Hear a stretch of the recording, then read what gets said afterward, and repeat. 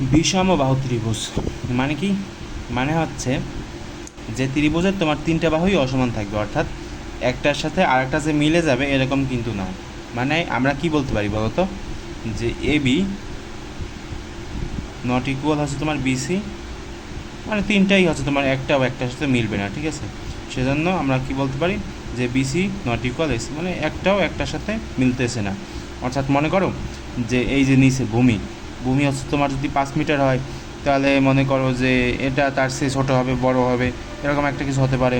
লম্ব তার চেয়ে ছোটো হতে পারে, বড় হতে পারে, এখানে তো ছোটো আঁকা, আর এটা একটু বড় আঁকা, এটা একটু ওই একই রকম আঁকা, হয়তো কিছু ছোটো বড় হবে, কিন্তু কখনোই কি হবে না, সমান হবে না, একটাও কিন্তু সমান হবে না, ঠিক আছে? তো এরকম যখন হবে তখন আমরা সেটাকে কি বলতে পারি? সেটাকে আমরা বলতে পারি যে সেটা হচ্ছে তোমার বিষমবাহু ত্রিভুজ, ঠিক আছে?